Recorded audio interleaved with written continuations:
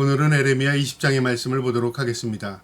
이 20장의 내용은 선지자 에레미야가 하나님의 말씀을 남유다 백성에게 전했는데요.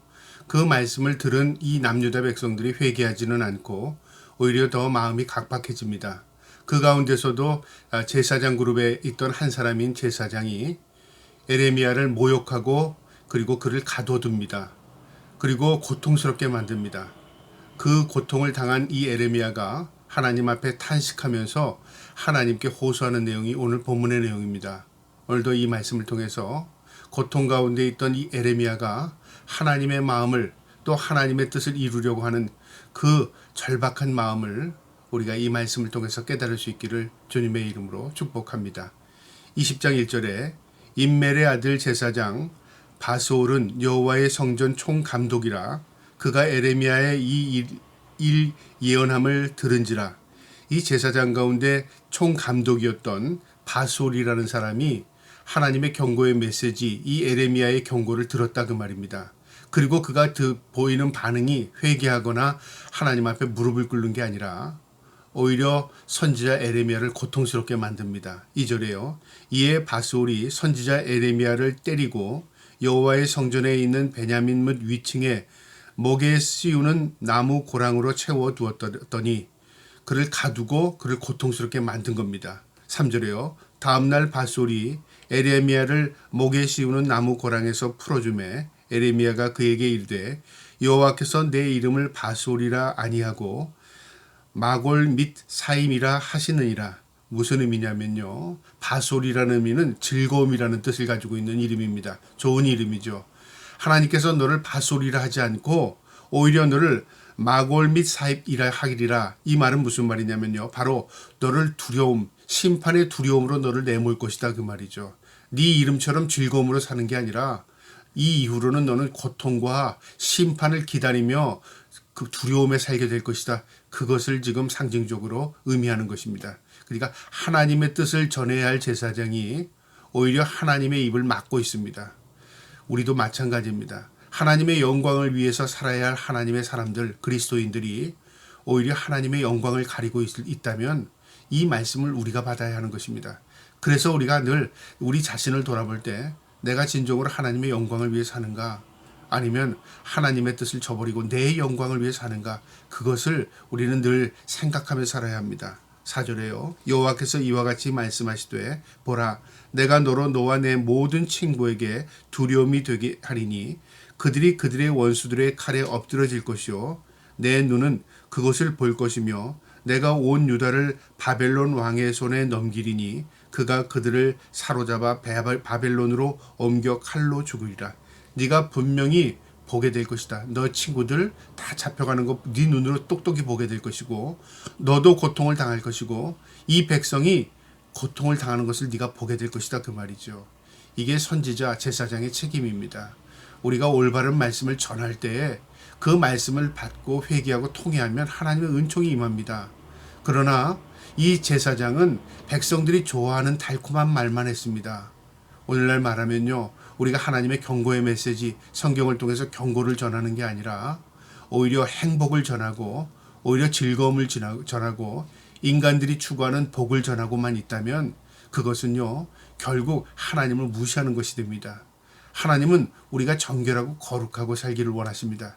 그런데 하나님의 뜻을 헤아린다는 이 제사장들이 그 말씀을 전하지 않고 오히려 무엇을 전하냐면 복을 받는 것, 그다음 물질의 축복, 건강의 축복 이렇게 인간이 추구하는 것만 추구하게 살면 되면요. 결국 하나님을 등지고 사는 거나 마찬가지입니다. 하나님의 뜻을 알아야 한다 그 말이죠. 내가 원하는 것을 받기 위해서 예수를 믿는 게 아니라 하나님의 뜻 가운데 내가 예수 믿는 사람으로 살아가는 것 그게 하나님의 기쁨이 되는 게 아니겠습니까? 지금 그 말씀입니다. 5절에요. 내가 또 이 성읍의 모든 부와 그 모든 소득과 그 모든 귀중품과 유다 왕들의 모든 보물을 그 원수의 손에 넘기리니 그들이 그것을 탈취하여 바벨론으로 가져가리라.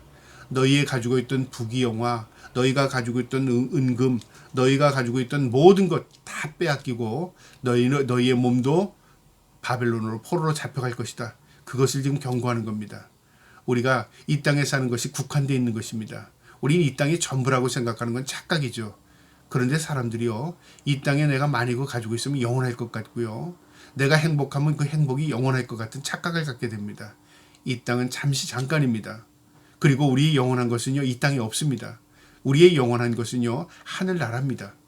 그래서 소망을 우리가 하나님께 두고 살아야 합니다. 이스라엘 민족은요, 소망을 어디에 두고 살았냐면 하나님을 등지고 세상에 희망을 두고 살았습니다. 그것이 결국 그들의 죄를 물들게 했고요, 그 죄악으로 인하여 그들이 고통 가운데 결국 포로로 잡혀가게 된 것입니다. 이 역사서, 이 성경은요, 우리에게 그것을 교훈하는 겁니다. 읽는 독자는 우리는 그렇게 살지 말아야지, 우리는 이 하나님의 경고를 귀담아 들어야지, 그럴 때 우리가 하나님의 말씀으로 돌아갈 수 있는 것입니다. 6절에요. 바수오라, 너와 내 집에 사는 모든 사람이 포로되어 옮겨지리니 내가 바벨론에 이르러 거기서 죽어 거기 묻힐 것이라. 너와 너의 거짓 예언을 들은 내 모든 친구들도 그와 같으리라 하셨느니라. 너 때문에 너 가족들도 다 포로로 잡혀갈 것이고, 너도 그 포로 생활 가운데 죽게 될 것이고, 너의 친구들도 다 끌려갈 것이다. 그리고 그 이유는 너의 거짓 예언 때문이다. 그렇게 경고합니다. 여러분, 거짓 예언이라는 게 뭘까요? 거짓말하는 게 거짓 예언, 그게 아니라 하나님의 말씀을 왜곡시키는 게 거짓입니다. 진짜와 거짓은요, 큰 차이가 아닙니다. 비슷합니다. 그런데 거짓은요, 불순물이 들어간 게 거짓입니다. 우리가 하나님을 왜곡하는 게 바로 그겁니다. 하나님의 단면, 일면만을 전하게 될 때 우리는 왜곡되게 하나님을 이해할 수 있습니다.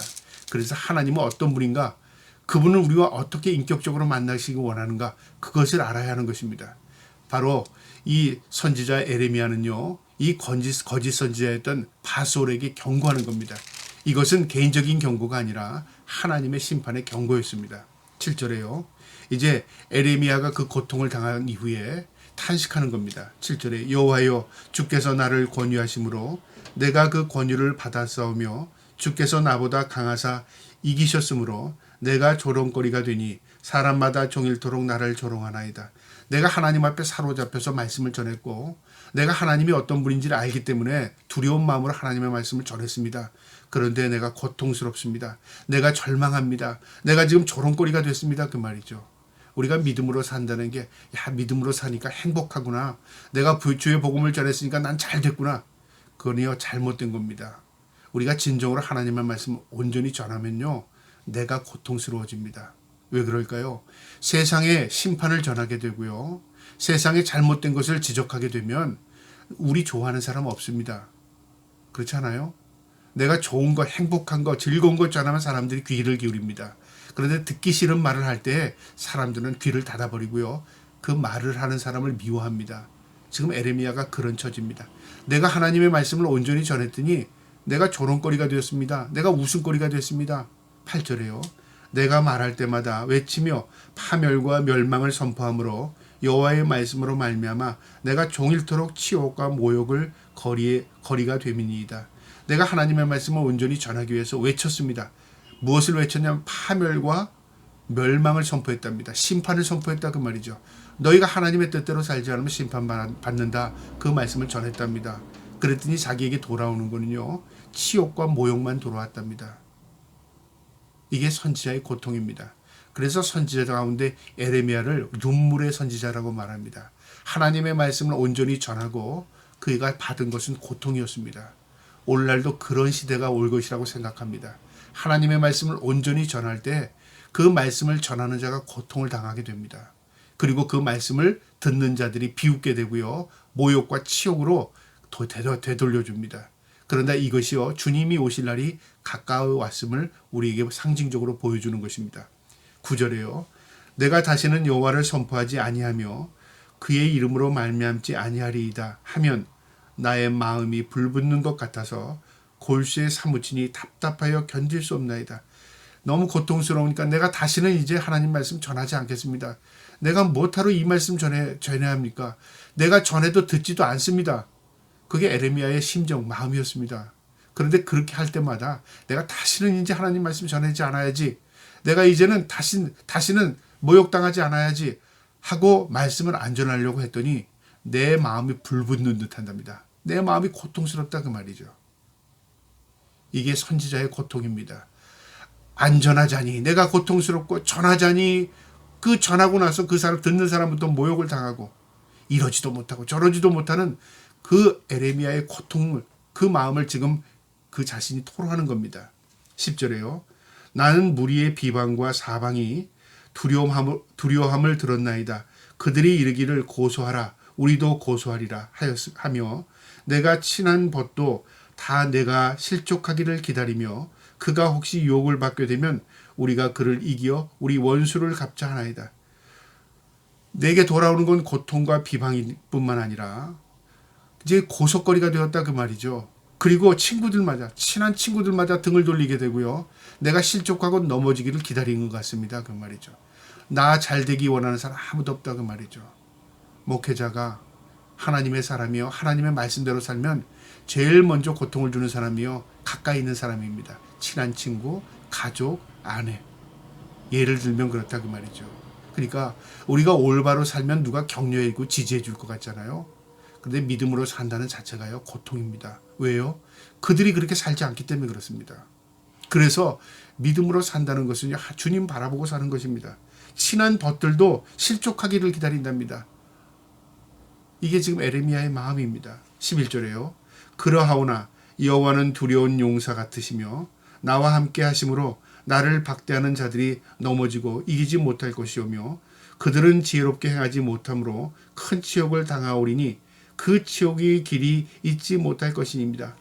하나님, 그러나 나는 하나님이 나와 함께 하심을 믿습니다. 오히려 그들이 심은 대로 거둘 줄 나는 믿습니다 하는 거죠. 그러니까 에레미야는 그 고통 가운데서도 오직 소망을 하나님께 두었습니다. 이게 믿음입니다. 상황이 좋아진다고 할렐루야 아멘이 아니라 상황은 바뀌지 않습니다. 절망은 계속 밀려옵니다. 그러나 그 상황 가운데서도요, 신실하신 하나님을 신뢰하고 믿는 것, 그게 믿음입니다. 에레미야가 그래서 진짜 믿음이 무엇인가를 우리에게 보여주는 것입니다. 12절에요. 의인을 시험하사 그 패부와 심장을 보시는 만군의 여호와여, 나의 사정을 주께 아뢰었은즉 주께서 그들에게 보복하심을 나에게 보게 하옵소서. 심장과 패부를 헤아리시는 하나님, 우리의 모든 마음을 아신다 그 말이죠. 머리카락까지 세움받으신 하나님, 우리가 모르는 것도 아신다 그 말이죠. 마음의 중심을 아시는 하나님, 우리의 깊은 마음의 참뜻을 아시는 하나님. 그러니까 하나님은 모르는 게 없다 그 말이죠. 우리가 모르는 것까지도 우리를 헤아리고 계신다 그 말이죠. 그 하나님께 모든 걸 맡기는 겁니다. 그리고 하나님, 그들이 심은 대로 거두는 걸 내가 보게 하소서. 그게 원수 같게 해달라는 말이 아니라요, 그들이 잘못된 것을 알게 없어서 그 말입니다. 13절에요. 여호와여 노래하라. 너는 여호와를 찬양하라. 가난한 자의 생명을 행악자의 손에서 구원하셨음이니이다. 그가 오히려 이 고통 가운데서도 의지적으로 하나님을 노래합니다. 여호와께 노래하라. 여호와를 찬양하라. 하나님은 구원의 하나님이시다. 이게 고백입니다. 절망 가운데서도 고백할 수 있는 것, 믿음 아닙니까? 우리가 그런 믿음으로 살기를 축복합니다. 14절에요. 내 생일이 저주를 받았다면, 나의 어머니가 나를 낳던 날이 복이 없었다면, 이제 탄식하는 겁니다. 차라리 내가 태어나지 않았다면, 차라리 내가 뱃속에서 죽었다면, 차라리 내가 이 땅에서 햇빛을 보지 못했더라면 그 말이죠. 얼마나 고통스러웠으면 자신이 없어졌으면 좋겠다는 그런 말을 하겠습니까? 15절에요. 나의 아버지에게 소식을 전하여 이르기를 당신이 득남하였다 하여 아버지를 즐겁게 하던 자가 저주를 받았더라면, 차라리 기쁨이 없었을지라도 내가 태어나지 않았었다면 그 말이죠. 16절에 그 사람은 여호와께서 무너뜨리시고 후회하지 아니하시는 성읍같이 되었다면, 그가 아침에는 부르짖는 소리, 낮에는 떠드는 소리를 듣게 하였다면 좋을 뻔하였나니, 차라리 내가 이 땅에 태어나지 않았고 모든 것들이 그저 잊혀진 사람이 되었었다면 난 참 좋았을 것이다 그 말이죠. 왜요? 이 고통도 없었을 것이다 그 말입니다. 17절에요. 이는 그가 나를 태에서 죽이지 아니하셨으며 나의 어머니를 내 무덤이 되지 않게 하셨으며 그의 배가 부른 채로 항상 잊지 않게 하신 까닭이미로다. 하나님께서 나를 태어나게 하셨다. 하나님께서 나를 뱃속에서 죽지 않게 하셨다. 하나님께서 나를 계속 어머니 뱃속에 있지 않고 나를 이 땅에 나와 햇빛을 보게 하셨다 그 말이죠. 나는 죽기를 원했으나 하나님은 나를 살리셔서 이 땅에서 나에게 소명을 주셨다 그 말이죠. 그러니까 인생의 주인, 생명의 주인이 하나님이시고 내 인생의 의미, 목적이 다 하나님께 있다 그 말입니다. 내 임의대로, 내 목적대로, 내 생각대로 사는 인생이 아니라 나는 그것을 원치 않을지라도 하나님께서 내 인생을 사로잡아서 지금의 일을 하나님께서 나에게 맡기셨다 그 말이죠. 그게 사명이 아니겠습니까? 에레미야의 사명은요, 하나님의 말씀을 온전히 전하는 거였습니다. 우리의 사명은 뭡니까? 온전히 하나님의 뜻을 이루고 온전히 주의 영광 위에 사는 것입니다. 그게 에레미야의 사명과 우리의 사명이 일치하는 것입니다. 마지막 18절에요. 어찌하여 내가 태에서 나와서 고생과 슬픔을 보며 나의 나를 부끄러움으로 보는고 하니라. 탄식이죠. 어찌하여 내가 태어나서 고통과 슬픔을 당하고 부끄러운 일 당하느냐. 하나님 원망하는 게 아니라요. 나는 그런 고통과 절망 가운데 있지만 하나님의 뜻이 내게 있다. 내게 주신 사명 나는 감당할 수밖에 없다. 그러면서 고통 가운데 눈물로 하나님께 호소하지만요. 그는 그 사명을 묵묵히 감당하는 믿음을 우리에게 보여줍니다. 이 에레미야의 믿음, 이 에레미야의 소명이 저와 여러분의 소명, 저와 여러분의 믿음이 될 수 있기를 주님의 이름으로 축복합니다. 아멘.